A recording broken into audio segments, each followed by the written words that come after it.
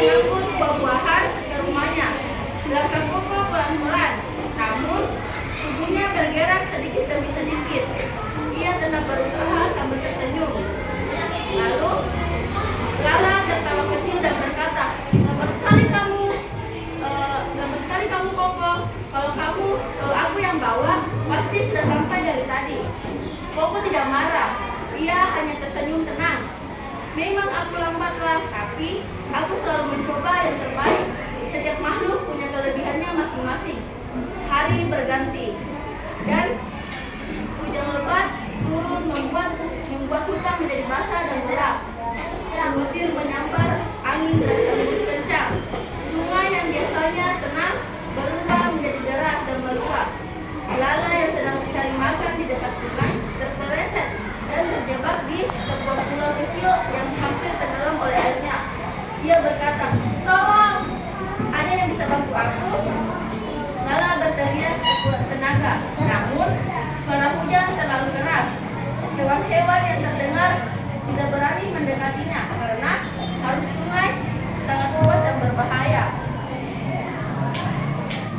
Dan Lala pun menangis dan berkata, "Bagaimana ini? Aku takut, tolong aku." Di saat semua nampak gelap, muncul Koko dari balik semak-semak. Meski tubuhnya tidak secepat hewan lain, Koko memiliki tempurung yang kokoh dan tenaga kuat. Dengan penuh keberanian, ia masuk ke sungai yang berenang perlahan melawan arus. Air mendorong Koko ke sana kemari, tetapi ia tetap maju. Ia tahu sahabatnya membutuhkan bantuannya, dan ia tidak ingin membiarkan sendirian.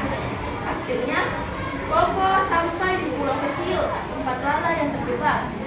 Ia berkata, "Lah, cepat naik aku. Aku dengan cepat ya, kita pasti bisa."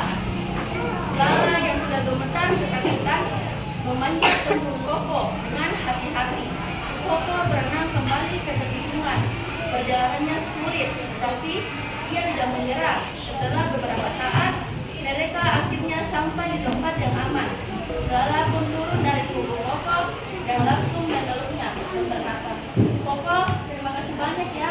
Aku benar-benar menyesal.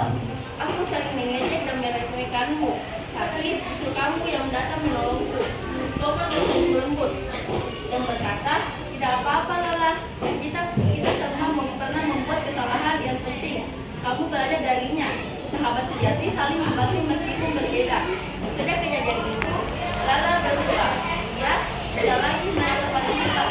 Ia belajar setiap makhluk punya kelebihan yang unik. Ia menjadi teman dan lebih rendah hati, lebih ramah dan lebih suka menolong orang lain.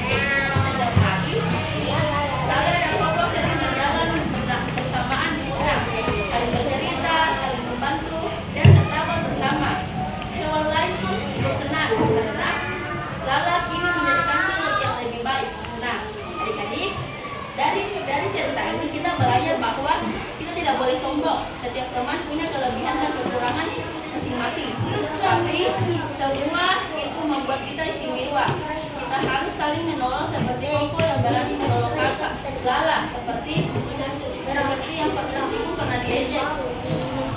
Semoga kalian juga bisa menjadi sahabat yang baik, dapat penyayang dan lebih ramah. Mau kalian bertanya sama kita? Kan siapa cerita? Tadi namanya kalian siapa? Apa problemnya Lala sama Koko? Kenapa ini? Kenapa Lala sama Koko? Beda. Beda cerita.